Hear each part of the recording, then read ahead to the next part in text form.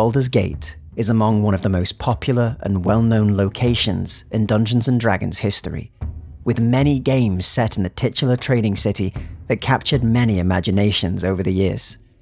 But what is Baldurs Gate? Where is it located? And what do you need to know about it?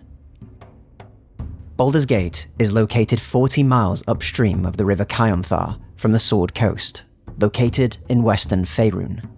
The placement of the harbour city breeds heavy trade and gives access to both the Sea of Swords and the Kionthar River alike, making it an ideal location for merchants looking to sell their goods. Baldurs Gate has a long history, but is said to have been founded by Baldur, a legendary seafaring hero who, after returning from Ankarom, having amassed a fortune, decided in all his wisdom to build a wall at the end of the Kionthar River. Soon after, Baldur vanished, and the local farmers began to use this wall to their advantage, charging a tax on any merchants or sailors who arrived at the gate. Now, it didn't take long before the sailors decided this wasn't okay, and they overthrew the local farmers, taking control of the wall and naming themselves the Four Dukes. In modern times, the much larger, bustling trade city of Baldurs Gate is ruled over by the Council of Four, keeping their namesake as the Four Grand Dukes of the city, and also part of the Lord's Alliance.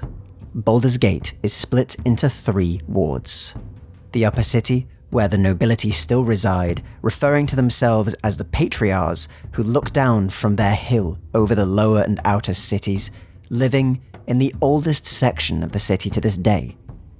It is rare for any new wealthy families or folk to move into this section of the city, with only those born from one of the noble families of Baldurs Gate able to fit in. There is only one non-human patriarch family, which is the dwarven family known as the Shattershields. The upper city features many of the gates that the city is famous for, with only those who have the livery or are in the service of the patriarchs able to pass through the other gates. That is aside from the gate from which the city gets its name, Baldurs Gate, through which all trade passes into the upper city and pays a tax for its use. The irony of charging a tax for what they once overthrew the farmers for is strong with this decision.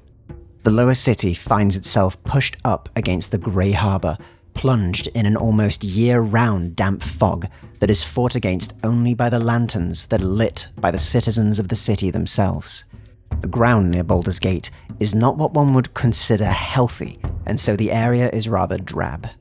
The dock workers and those not of high society live within the lower city, where they make their way with their own trades and services relevant to those travelling through the city. This section of the city is policed by the Flaming Fist, who have made it their duty to protect the lower city and enforce their laws with brutal efficiency to deter criminals from more public shows of crime. Finally, the outer city is another ward that was formed due to the lack of laws on construction outside of the city walls. As such, many entrepreneurial types build their homes and businesses there. All is not good, however, as many of those who make their homes within the outer city number amongst the most poor and impoverished folk in the area, who can't afford to live within the relative safety of the lower city. There are, however, exceptions to this rule, with another settlement by the name of Little Calamshan, as it is known by the locals, being formed, with its own gates and walls that allow for traffic to pass through the city unimpeded by the traffic passing through the gates. There are also buildings and businesses formed by the Worm's Crossing, which demands a toll to be paid by any passing through the area.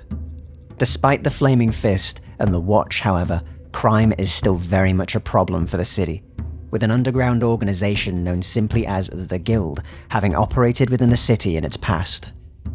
Not only this, but the city itself faced disaster when one of the nobles of the city, Torlin Silvershield, was revealed as the chosen of Baal, the dark god and lord of murder.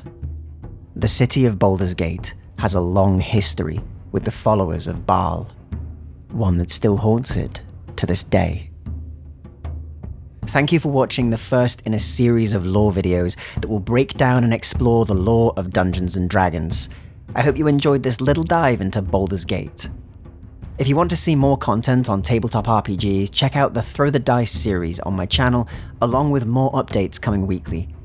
If you enjoyed this video, let me know what you think in the comments below, subscribe, and tell me of your favourite story set in Baldurs Gate.